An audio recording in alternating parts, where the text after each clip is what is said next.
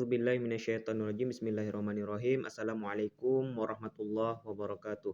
Alhamdulillahirabbil alamin wassalatu wassalamu ala asrofil anbiya'i wal mursalin wa ala alihi wa sahbihi rasulillahi ajmain. Allahumma shalli ala sayidina Muhammad wa ala ali sayidina Muhammad. Taib, hari ini kami dari kelompok 7, Ana pribadi, Nanda Trimulan dan Nurizatul Afifah akan memberikan presentasi kami dalam mata kuliah psikologi manajemen, ya. Judulnya adalah manajemen motivasi.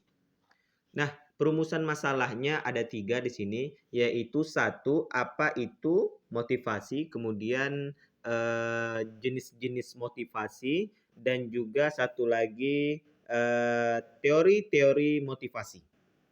Nah, kita masuki yang pertama mungkin ya, langsung saja, yaitu apa sih motivasi itu? Nah, motivasi berasal dari kata Latin mover, yang berarti dorongan, daya penggerak, atau kekuatan yang menyebabkan suatu tindakan atau perbuatan. Kata mover dalam bahasa Inggris sering disepadankan dengan motivation, yang berarti pemberian motif, menimbulkan motif, atau hal yang menimbulkan dorongan atau keadaan yang menimbulkan dorongan sehingga sesuatu itu bergerak.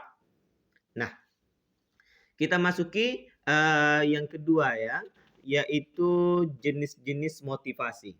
Nah, jenis-jenis motivasi itu ada banyak. Ada motivasi prestasi, ada motivasi pengembangan diri, motivasi ekstrinsik, motivasi takut, motivasi investasi, motivasi sosial, dan motivasi sikap. Mungkin kita akan jelaskan satu persatu ya jenis-jenis motivasi ini. Kita masuki yang pertama mungkin motivasi prestasi. Ya.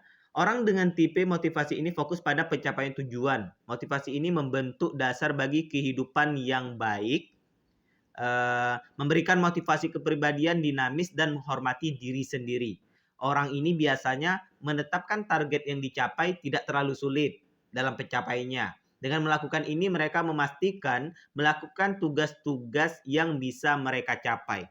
Nah, mereka sangat menghargai prestasi yang telah mereka dapatkan, sehingga tidak menitik beratkan pencapaian mereka itu terlalu tinggi, sehingga mereka bisa senantiasa menghargai dirinya pribadi. Kemudian kita masuk yang kedua, motivasi pengembangan diri. Jika Anda tidak mendapatkan motivasi dari luar ya, temukan motivasi itu dari diri sendiri. Nah, sebenarnya motivasi peningkatan diri ini adalah motivasi yang paling terkuat ya, karena ini mengarah kepada diri sendiri yang suatu saat apabila kita butuhkan motivasi itu kita tidak perlu lagi mencari orang lain. Kita cukup bertanya dengan diri kita sendiri. Sehingga apabila diri kita sedang lemah dan tidak ada motivasi, kita bisa meminta motivasi itu terhadap diri kita sendiri. Ini yang disebut dengan motivasi peningkatan diri.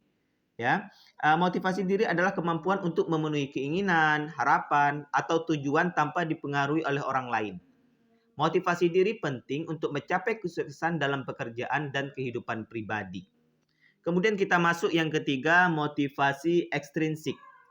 Bentuk motivasi yang memanifestasikan dirinya positif serta negatif. Motivasi positif muncul dalam bentuk hadiah atau mengobati dan dapat dinyatakan dalam arti negatif dengan cara memeras atau mengancam. Motivasi ekstrinsik berlaku pada kedua kasus dan itu efektif. Selanjutnya kita masuk motivasi takut. Ketakutan juga merupakan salah satu motivasi. Ya, kita takut mengemudi di sisi jalan yang salah, kita takut berjalan terlalu dekat dengan tepi tebing, kita takut bahan kimia beracun. Ketakutan ini memotivasi kita untuk membuat keputusan yang baik soal keselamatan kita. Tapi jangan biarkan menjadi kebiasaan yang dapat mengendalikan kita. Ya, sedikit-sedikit takut, sedikit-sedikit takut. Tidak seperti itu. Tapi motivasi takut ini perlu untuk memberikan kita awareness terhadap diri kita pribadi. Selanjutnya kita masuk ke motivasi investasi. Ya, ini dia motivasi investasi. Motivasi investasi adalah bagaimana kita menginvestasikan diri secara fisik, emosional, dan finansial dalam suatu tugas.